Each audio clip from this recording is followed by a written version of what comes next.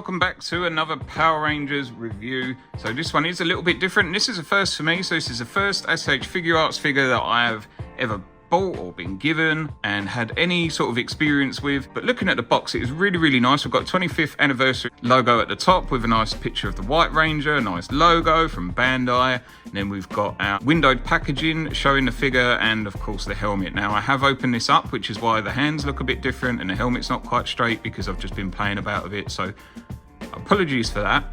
But we will have a little quick look at the box. On one side, we've got our SHFiguarts logo, telling us it's a new standard of figure series that uses the art of Tamashii Nation action figures to successfully pursue the character and all that sort of stuff, with a nice picture of the figure on one side. On the other side, just a bit of box art telling us we're getting a White Ranger inside. And then on the back, a lot of writing, which of course I'm not going to understand, which they're all obviously warning logos and stuff like that, but some nice pictures of the figure that are posed up in different positions, showing him without the helmet and stuff. So really nice, and hopefully you can get some good positions out of these. And taking him out the box, he does come in this funky little tray just to keep all the bits in there, because you can guarantee as soon as you open it, it's all going to fall out, and mine all rolled on the floor. So I'm going to just place him down on the table while I do that. Now, as I explained, I have been fiddling about with this today, so of course a couple of things are going to be a little bit different. So he comes with a couple of different things out of the box, which mainly, to be honest, are just the hand. So looking at the figure out of the box, he does come with his civilian head on him. So he's Tommy, he's got a nice little earring, the hairstyle looks nice, all tied back, painted very well. We've got a nice shield which has even some articulation on it, which stays up quite well.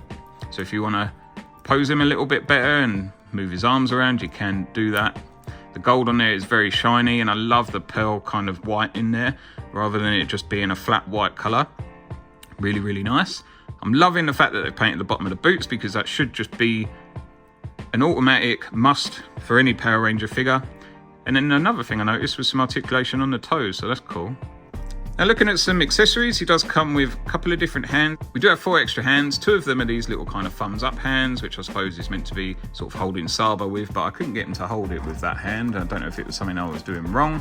He comes with 2 closed fists on the figure, and then off of the figure in the packaging, he comes with like a little posy hand and a grab hand to be able to hold his sword in there, which are quite nice little hands to get some good action shots on them.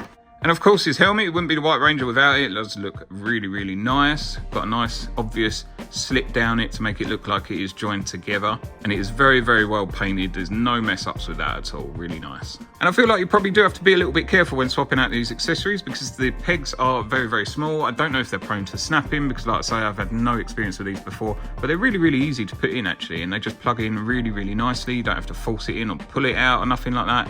It does just pop off really easily, but it doesn't feel like it's going to fall off while it's on there, so you do get some good articulation on it as well. And of course, he wouldn't be the White Ranger without his Saba either, so he does come with 2 different parts of this. If you've seen this figure before, you will know.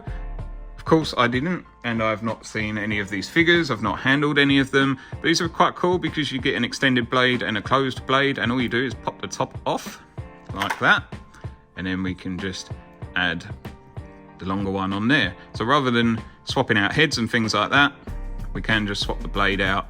Obviously it doesn't retract being a full plastic, but it's nice that they've been able to split it so you can do either. So you can either hold it or put it in his little holder. Okay, and speaking of articulation, we will go through it, of course. So we'll start at the top. His head does do a full 360, and the head there is quite a lot on there, so it does move around a lot, and you can get some good poses going on with that. At the top, we've got some articulation on the armor, so you can move it around if you wish to, get some better poses, so there's no restrictions there with that. But underneath, there's some nice shoulder articulation in it. I don't even know what they're called, to be honest, because they're not quite butterflies. Maybe they are, but they're just really obvious ones, so of course you can get some good movement on them. And then we've got some separate bit on the arm as well, as you can see. I'm hoping I'm not breaking that. Double jointed elbows, and then the hands are kind of on a double ball joint, I suppose. We do have some articulation in the abs, and then we've got drop down hips on the legs, double jointed knees, a nice little ball on the foot, and then of course our little toe articulation as well. So if you want to kind of have him just walking down the street, you can do that. Or if you want to pose him a little bit like Spidey, then I guess you could do that too.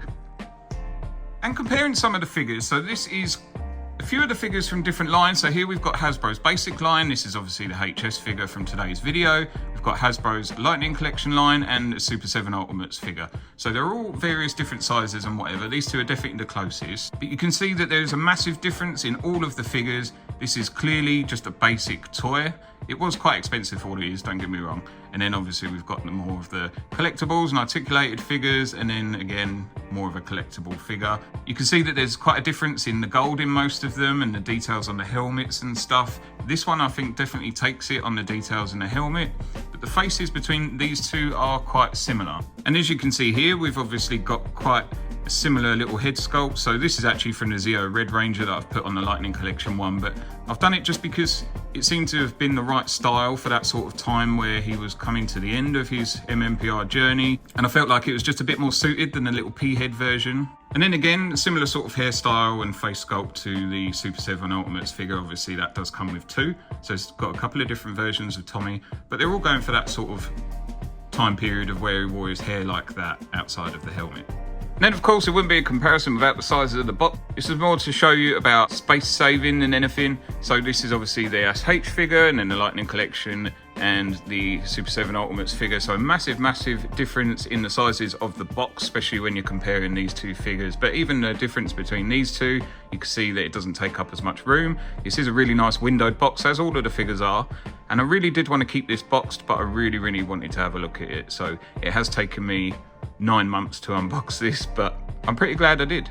Okay, moving on to the final thoughts. So I've left him like this because this is probably how I'm going to display him, and I did intend on keeping him boxed, but considering he's so cool keeping out, I'm definitely going to just leave him like this, I think. This is my first experience with an SH figure, so it was very strange and different for me. It was very fiddly, and I'm not very good at little handy bits, so trying to plug in them little hands were quite difficult. The head was fine, and it did pop on and off really well. None of it felt like it was going to break or anything like that, so I was more than happy with that. It is an expensive figure for a very small item. I like the pearl in the white, it's very nice. I like the different options you get for Saba. It comes with a few accessories, but not too much, so it's not too bad.